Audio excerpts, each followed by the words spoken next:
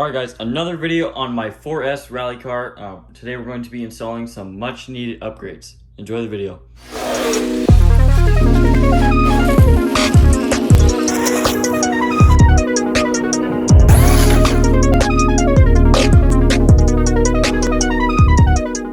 Now before we get into the video, we're going to do a quick update on the rally. So first things first, we have a broken arm, so that's disappointing. So sadly we are not able to do a driving video. And another thing is, my tires are getting super low, especially in the back. So we'll have to get some tire upgrades coming very soon. So straight out of the box, this car is brushless ready.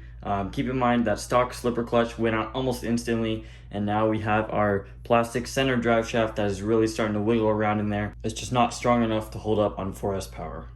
So we went to the hobby store and we picked up this center drive shaft. You see the part number right here. For $10, I gotta say it's a pretty decent looking part and is going to complement our blue shock caps very nicely. Now something to note, this part does not fit in just as is. You will need to go for a 6888. They do make this in plastic as well, just without the X. But why would you do that? It's only like $1 extra. So you will need this part as well to make it fit. Now to fit this part, there's gonna be 4 screws on the front, these 2, and these 2 over here, and then these 2 over here, and then 2 on the bottom. Once you get out those 8 screws, the front and rear should simply just pull apart. And so the last thing is this little screw holding on that last piece of the center drive shaft in the very front, and just a little 1.5 millimeter, a little set screw, and that just pulls right out. Okay, so we're gonna get our new piece out of the package. You can see differences between them. See on the front, it has this piece, which is a lot different. And the other side is the same. So opening up our second little thing, this is going to give you the piece that is going to allow you to fit the new piece. And there we go, with that extra piece in there, it's going to fit in just like the stock plastic one. So installation is pretty much the same.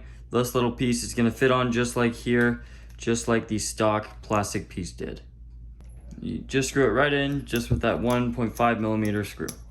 We're just gonna snap the front back together, being careful with our steering servo. It's facing the correct way. And then we're gonna use the 4 screws and screw it right back together. Next, we're just gonna slide it through the back, all the way to the front, making sure it's meshing correctly.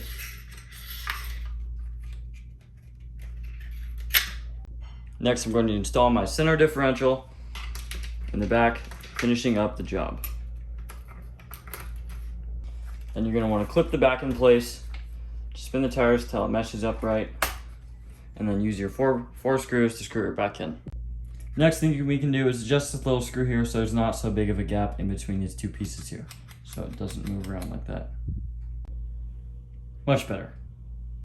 Now that we have this metal drive shaft, it's not going to wiggle around in there and hit our battery pack.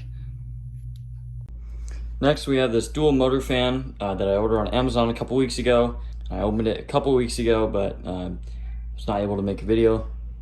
The problem with this fan is it's supposed to wire up directly to the VXL 3S system, which has this little piece here for the fan, so that fits in like that. But unfortunately, it doesn't wire up to the Max 10, so I had to figure out a different way to attach it.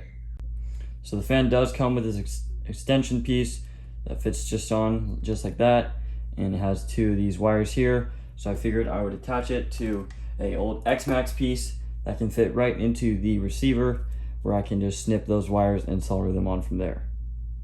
Okay, so I have my receiver wire here, and I have this extension piece wire, so we're going to figure out how to solder those together. They're very small, so we'll use a little bit of heat shrink and maybe just a dab of solder.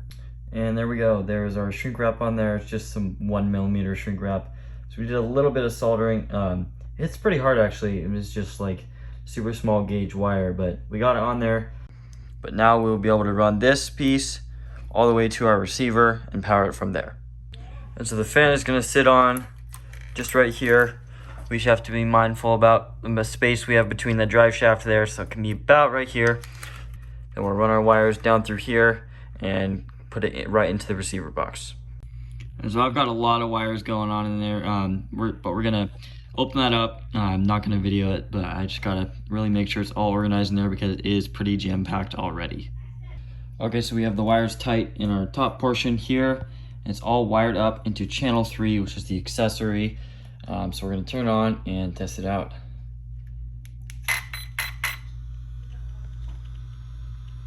There they are. Very, very quiet. Very quiet. But yeah, that's gonna hopefully help with the heat. So hopefully that will do the trick, because it's pretty hot and for us. Okay, we have our fan all the way in and our wires as tight as possible, nice and tidy.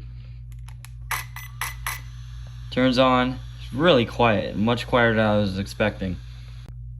So hope you enjoyed this video. We installed just a couple small hop-ups that's just gonna make this a really good ultimate RC rally. So thank you for watching. Make sure you subscribe and leave a like. See you in the next one.